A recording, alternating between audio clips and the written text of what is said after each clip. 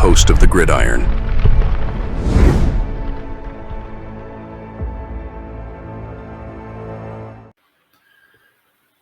Speaking about guys who are gone, they just apparently just released Nick McCloud. It was basically kind of like a they were asking him to take like a pay cut. I think he's $1 million. Sorry, 1 year, $3 million, and they were asking him to take a pay cut. So I'm not exactly sure if he told him to go. They told him to go. If he told them to go stick it or exactly what, but they asked him to take a pay cut. But it'll wind up being a cost relieving, a pay cut push. Giants surprisingly released Nick McCloud after a pay cut push. Now he has not done super spectacular this season, especially on the defensive side. Now, could that quite possibly be maybe the new defensive system? Maybe it doesn't work as well for him as Winks did, possibly, right? So I forget, like last season with Bobby Okereke under Wink. Bobby Okereke was like all over the field. He's making tackles, leading the team in tackles every week, this, that, almost double digits. It's like he was looking just like as advertised, right? A tackling machine. This year, it's kind of like every time you look at the box score, it's like, where's Ojolari? Well, he didn't lead the team every week. He's not leading the team in tackles. So, once again, different defensive schemes.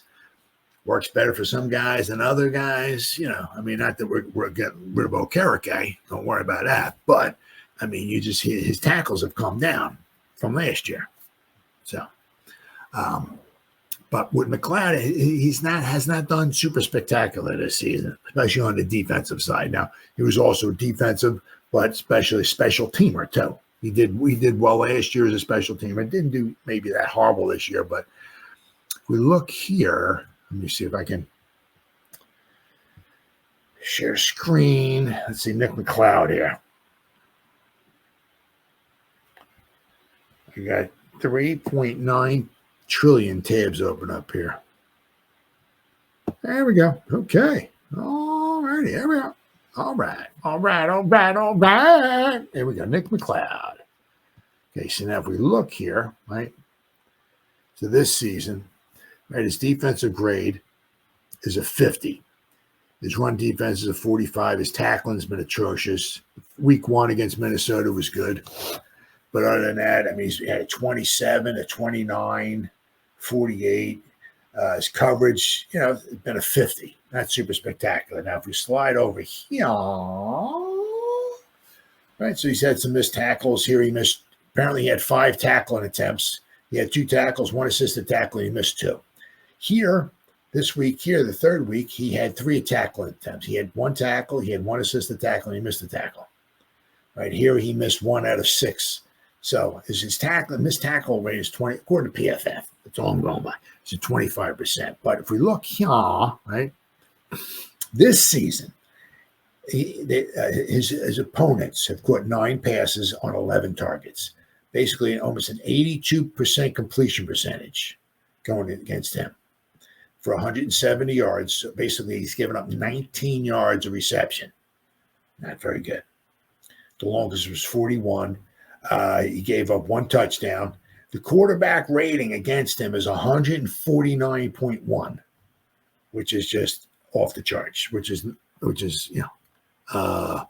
really bad. All right, so that is this season. So let's go back to last season, right? Last season, he certainly did better. All right. You see, last season, let's see, this is defense, right? So, okay, you got defense. Look here. He had a couple games here against Washington, right? Graded out of 91. Here, a 90.5 against the Eagles. Graded a 74.8 overall for the whole season. Right, his run defense was never super spectacular. Once again, last year, his tackling was not the greatest either. But his coverage grade was an 80.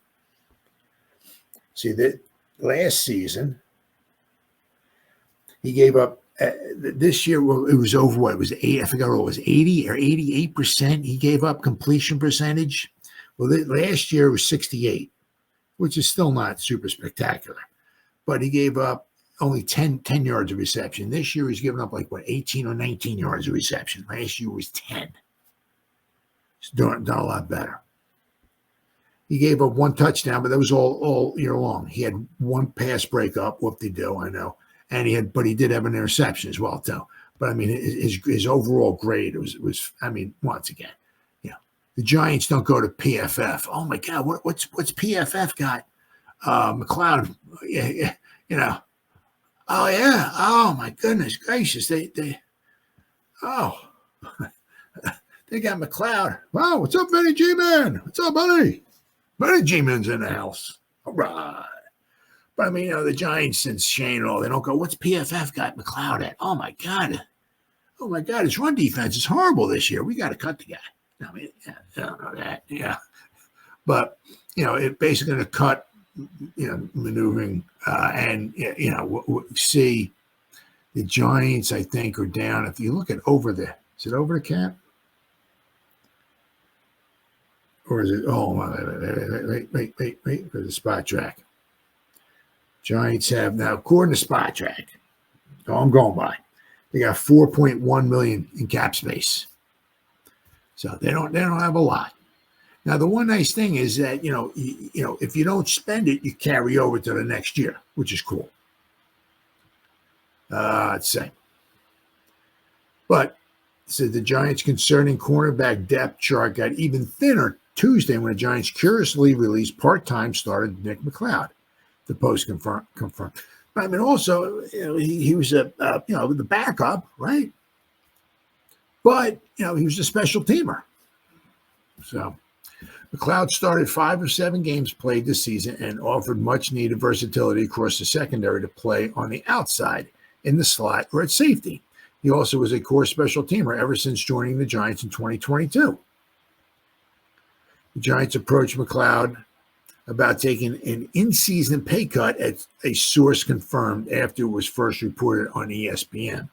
He was playing a 1-year, $3 million contract after he was retained as a restricted free agent during the offseason. That pay cut strategy for salary cap savings worked in the past for general manager Joe Shane with receiver Darius Slayton and Darnay Holmes, but those moves were made after training camp at the roster cut down when teams have the leverage of an overflow of free agent availability. McCloud was asked to take a pay cut during a week leading up to a game that he started. He has allowed 9 catches on 11 targets for 170 yards, a touchdown this season, according to Pro Football Focus, which I just showed you. Cornerbacks Cordell Flott, Dory Jackson, and Trey Hawkins all returned from injuries last game. But the Giants have been looking for answers there ever since the draft, when they missed out on targeted second-round draft picks, Lassiter and Kool-Aid McKinstry, by a matter of a few picks. But they got, themselves Phillips, right? And they got themselves Newman. So, as far as I'm concerned, they got themselves 2 pretty good ball players right there. Thanks to 2023 first rounder was benched against the Steelers. Let's see. Banks returned to the starting lineup last week and surrendered 2 touchdown catches to the Commanders' Terry McLaurin, upping the league-leading total to 6 allowed. McCloud followed head coach Brian Daboll and Shane over from the Bills, where he started his NFL career. So, I mean, you have to, once again, you have to just wait and see. It says here, this is on Heavy.com. Giants make a move nobody saw coming before the trade deadline. It says Tuesday, November 5th at 4 o'clock Eastern marks the NFL trade deadline, and teams are scurrying to make their moves. As it turns out, the Giants have made a surprise move that very few saw coming. I didn't see this coming. I wouldn't have certainly expected that we would have just released McCloud. According to a report from Jordan Renan of ESPN, the team is releasing veteran cornerback and special teamer Nick McCloud. Giants came to McCloud during the season trying to get him to take a pay cut before a game he started. McCloud was playing on a 1-year, $3 million deal as a restricted free agent. McCloud played in 7 games with 5 starts. He had 14 tackles, 1 for loss, 1 pass defense. His passer rating of the season, 146.5. So, He says some NFL analysts and experts think releasing McCloud was the right move, while others are questioning it. Well, it's always going to be the way, right? If we release Daniel Jones, some people would be questioning it. If we really, it doesn't matter, right?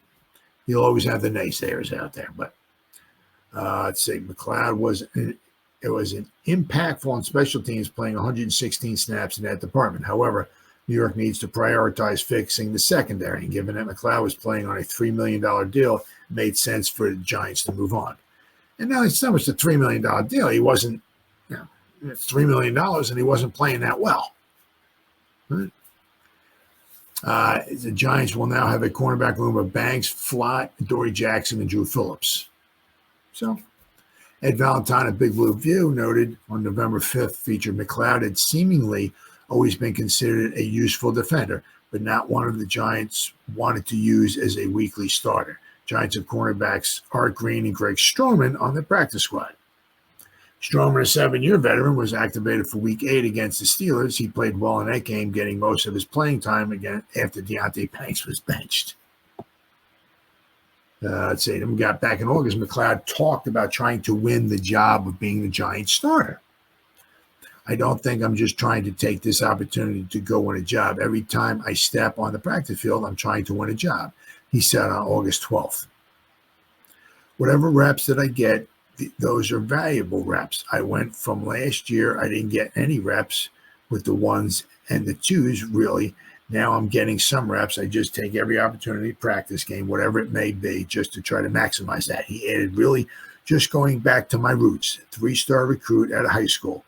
I really didn't get much love coming out of high school, just going through the stuff I went through in college, staying 5 years, and then obviously being undrafted. It's not really hard for me to wake up with a chip on my shoulder. But I feel like I'm moving past that point of just trying to prove people wrong. Now I'm to the point to where the people who are in my corner, I'm just going to try to prove them right. So that's just how I feel about that. So, I certainly didn't see it coming.